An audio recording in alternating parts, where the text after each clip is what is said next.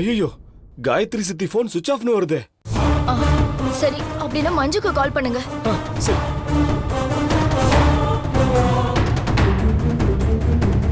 ஹே, மஞ்சுவோட போனும் சுவிட்ச் ஆஃப்னு வருது.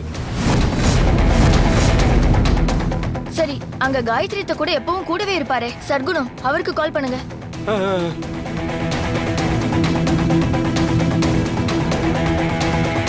ஐயோ, சர்க்குணம் போனும் சுவிட்ச் ஆஃப்னு வருது.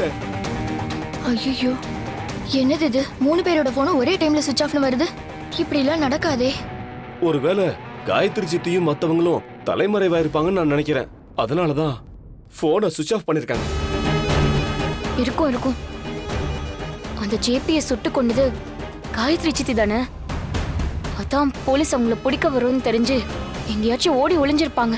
அவங்க போனையும் ஆஃப் பண்ணிருப்பாங்க. அப்படின்னா காயத்ரி சித்திக்கு நம்ம போன் பண்ணக்கூடாது. ஏன்னா நமக்கும் அவங்களுக்கும் ஏதோ தொடர்பு இருக்குன்னு சொல்லி போலீஸ்க்கு டவுட் வந்துடும். அதுக்கப்புறம் தேவையில்லாத சிக்கல் தான் வரும். புரியுதா? இதுக்குத்தான் ஆரம்பத்துல இருந்து சொன்னேன், நீங்க பண்ற எதுவுமே சரியில்லைன்னு. யாரு கேட்டீங்க? இப்ப பாருங்க எவ்வளவு பெரிய சிக்கல்ல வந்து மாட்டிருக்கோன்னு.